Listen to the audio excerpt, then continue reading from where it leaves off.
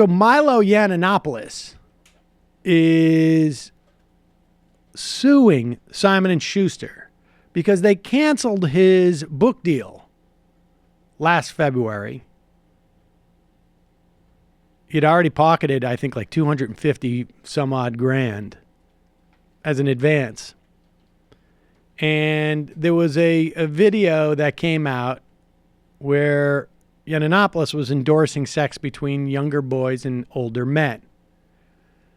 Apparently, they came around when it came to the Republican race for the Senate. It's too bad he wasn't running for the Senate because he would have had a lot of friends.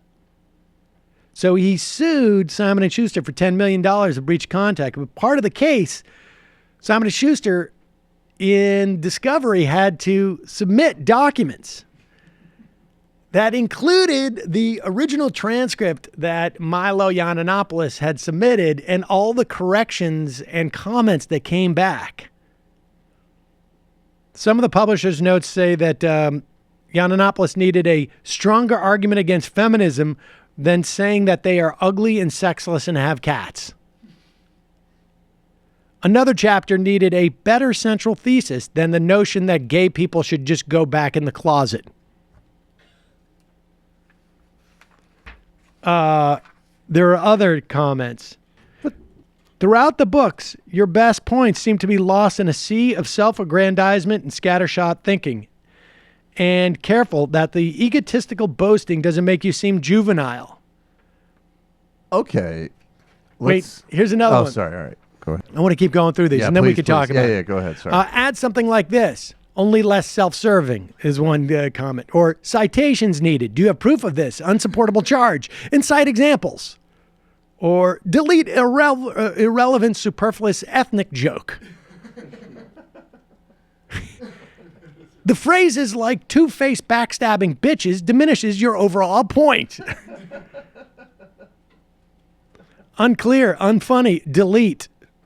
Don't start chapter with accusation that feminists equal fat. It destroys any seriousness of purpose. And then you get the sense that by the end of this, the editor is just like, he's so mad that he got this assignment. So mad. So Yiannopoulos writes that contemporary feminism is, quote, merely a capitalist con job, a money grab designed to sell T-shirts to Taylor Swift and Beyonce fans with asinine slogans.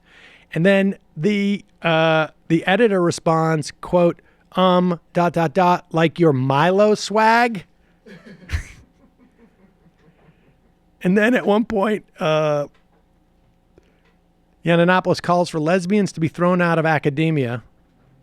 And the editor just wrote, delete, ugh. The overall review by the editor was, at best, it's a superficial work full of incendiary jokes with no coherent or sophisticated analysis of political issues. Now, I know the point you're going to make is like, what did people think they were getting when they got it? Literally, I mean, it's not even just, it is the same point, but it's like, not only what did they think, that's why he got the contract. In the first place. That's all he is. I mean, so I understand it was a thankless task for this editor, but there is some degree of the editor is different from the publisher. Well, that's right? what I'm saying. That's what I mean, a thankless task. He clearly got assigned, although he does work at a conservative imprint. I can't imagine that this stuff is that novel for him. I was going to say. Like, really? You're really, like, you know what the problem is? William F. Buckley version of black people are stupid and feminists are fat and ugly, because it's the same point. It's possible the editor, if it's a conservative house, doesn't like gay people. Right. Just panning the book because of yeah.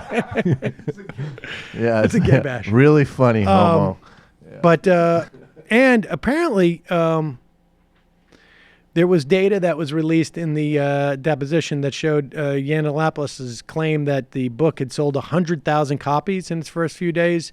It was less than 20,000, which is still pretty impressive, except for probably when you subtract all the ones bought by the Mercers, it's a lot lower. About like 500 books. Exactly. That aren't next to like the Mercers' like hidden Nazi uniforms at some horrifying estate in Long Island. I guess that's what I'm saying is it's like, it's not like, okay, let's do this book because in spite of all of his juvenile nonsense, there's like some type There's of a real point to this. Right. And it's like, dude, the only reason you know who he is because it's, in a way, I feel like I could be Milo's attorney. Like what? Like, really? You're expecting something other? I think I don't even know if that's a defense as much, although maybe they're arguing that there was no quality. He didn't deliver what he claimed he did. I mean, I think you that don't know what could the be, prospectus is, though. Yeah. I mean, he could say, like, I know I'm a flamethrower, but I have some serious points to make. Did you see me on Dave Rubin's show? Apparently, there is people tweet this at me because they want me to be really cynical about the Human Project in 2018. Apparently, Ben Shapiro, Sam Harris, Dave Rubin, and Brett Weinstein are getting together in a wankathon of like pure mediocrity and just. Isn't there like a big alt-right show in New York too or something? I can't tell if that's fake or not because it lists Wyatt Coke on the bill and it doesn't have a date or location. Okay. So I think that sounds thankfully I think that was a fake. Vic Berger original there. I'm really disappointed that if we it's, can't go. I would like to go if someone knows if that's a secret thing and they're just keeping those details. No, if that's a secret. real thing. We should figure out definitely a way to get. We to should it. all go. Yeah, it's like, hey.